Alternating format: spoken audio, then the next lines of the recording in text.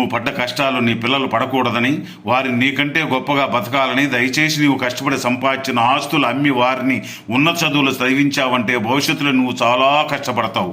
వారికి చదువు మీద ఇష్టం ఉంటే బాగా చదువుకుంటే వారిని అడ్డుతగలకు, వారే కష్టపడి చదువుకొని, కానీ నీకని సంపాదించిన ఆస్తులు మాత్రం వారి కోసం దారపోయకు. చూడు, నా కొడుకు చదవాలని ఉద్దేశం లేదు, వాడికి వ్యాపారం మీదే కన్ను. ఇప్పుడు ఎంత కష్టపడుతున్నాడో చూడు. ఇప్పుడు వాడికి తెలుస్తున్నది ఏమిటంటే అందరి తండ్రులు ఎంత కష్టపడుతున్నారో. వారు కష్టపడితే గానీ కన్న తండ్రి కష్టం తెలియదురా. ఇప్పుడు తన భార్యను పిల్లలను అనారోగ్యంతో ఉండే తల్లిని కాపాడుకుంటున్నాడు. నీ కొడుకులు పెళ్లి చేసుకుని లక్షల్లో జీతాలు సంపాదిస్తూ మీ గురించి ఆలోచించకుండా మిమ్మల్ని వదిలి వయసైన కాలంలో అసలు ఉన్నారా లేరా, కనీసం పోరైనా చేస్తామనే ఆలోచన లేకుండా ఎలా ప్రవర్తిస్తున్నారో. ఆ రోజు నా మాటలు విని ఉంటే మీరు హాయిగా ఉండేవాళ్ళు. ఇకనైనా ఉన్న ఆస్తిని కాపాడుకో. ఏ కొడుకు నీకు తల కింద గుండు పేలుస్తాడో, తస్మాత్ జాగ్రత్త.